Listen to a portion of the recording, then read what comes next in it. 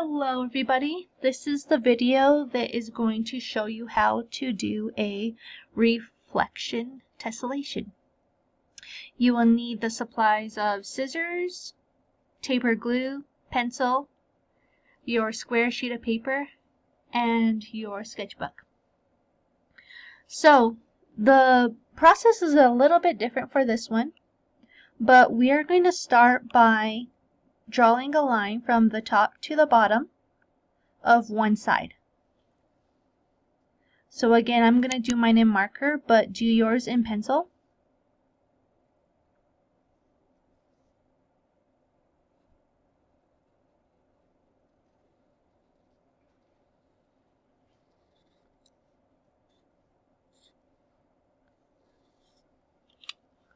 Alright, there is my line going from the top of one corner to the bottom of the same side.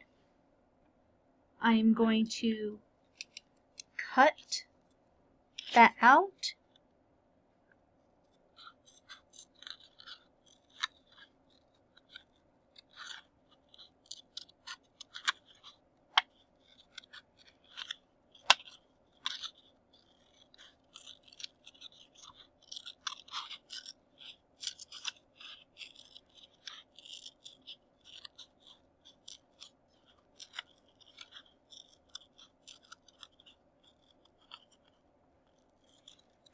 Alright, so there are my two pieces. Now, just like the translation tessellation, if you remember doing that one, we are taking the piece that we cut, we are moving it to the opposite side, but this time we are flipping our piece upside down. So from this side, taking that piece, moving it to the opposite, and flipping it upside down. That is going to be our new shape. So now I can attach those together. I'm using tape. Use taper glue. Again, if you're using glue, make sure that you just put a little bit, and as best as you can, try not to overlap it too much. And I've mentioned this before, but if you're using tape, it doesn't matter if it's colored tape, clear tape, because in the end, we're just using this as our pattern piece that we're going to be tracing over. Okay, so there is my piece. I am going to do one more line from the top of my piece, and this time I'm going to start from the corner of my original square. So I'm going to make a mark right here so you can see it. That's where my original square is. I'm going to start from right there, and I'm going to end it about the middle of the top. So somewhere about right there is where I'm going to end it. Now, this can be any type of shape. You can even do like half circle, half triangle, a square, or some type of wiggly line, again, jagged line. It's really up to you.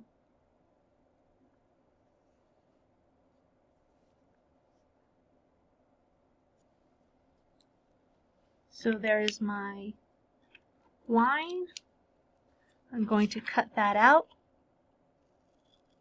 So we did the second one a little bit different. We just did a piece out of the top instead of going from corner to corner of the whole side. And there's so many ways of making tessellations. Series of cuts. But really the way that you reassemble them is what's going to matter. So there's my piece. Again, I'm moving the piece to the opposite side, and then I need to flip my piece over, and it's going to go to this side.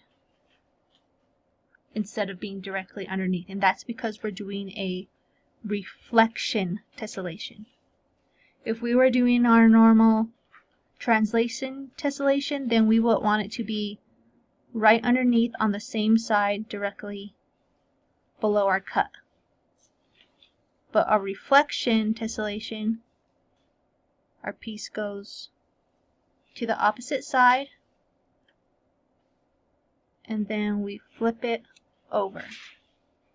Okay, so that is where I can attach my piece. Make sure that the edges match up because my cut came to the edge up here, so I need to make sure that these edges match up. Now I'm using my scissors just to cut off this excess tape. If you're having to do something like mine, just make sure that you're careful not to trim or cut into your tessellation tile, because if we change that in any way, our pieces aren't going to match up when we start making the pattern. Alright, so there's my new shape. Now I'm going to show you how to create the pattern for this. So here's my paper. You're going to be doing yours in your sketchbook. Here's my tile. I'm doing mine with marker. Do yours in pencil. So I am going to trace my tile. It doesn't really matter which way that you start.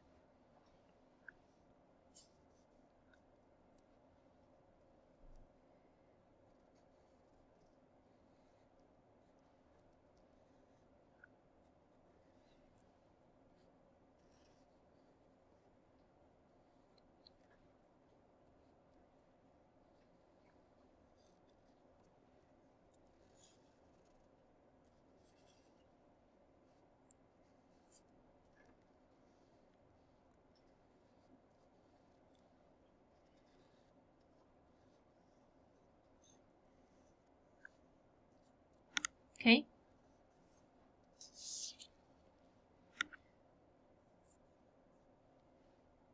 Let me just connect these little spots. That's how mine looks. Okay. Now, with our other tessellation we did, all we needed to do to complete the pattern was move our shape up, down, to one side, to the other side. Now if we do that with this one, it almost looks like it wants to fit, but it's not quite wanting to do that. If I move it down, it looks like it almost wants to in both directions. So what we need to do with this one is, in order to continue the pattern, if you remember when we reassemble the tile, cutting them, putting it to the opposite side, then flipping the piece, that's exactly what we need to do with this tile to create the pattern. We need to flip the whole tile. So I'm going to flip this over, and I can see right here is where it fits.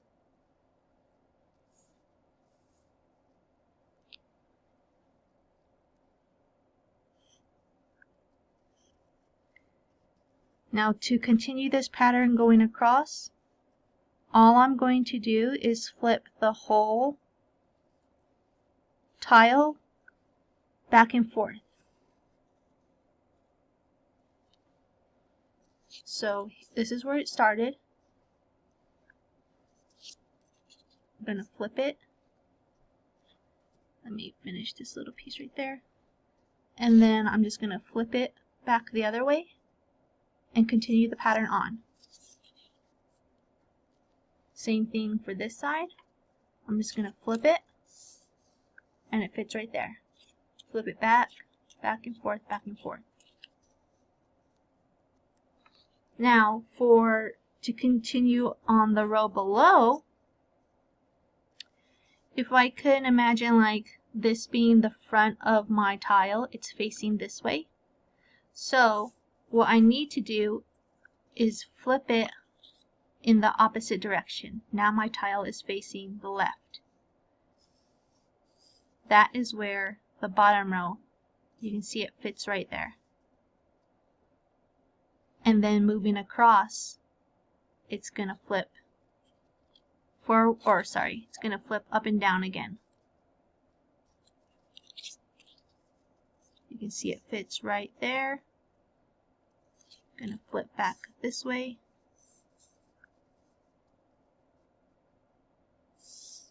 So let me trace the bottom row. So again, this is where it started. I need to flip it in the opposite direction, move it down,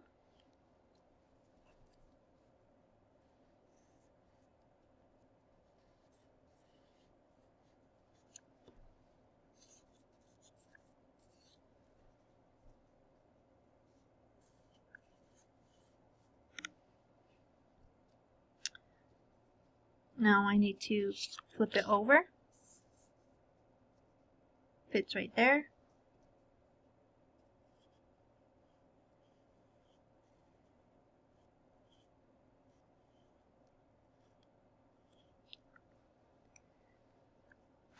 Flip it over, fits right there. Starting back at the beginning to go across that way, flip it over, flip it back over. So our piece is doing this. Back and forth, moving across.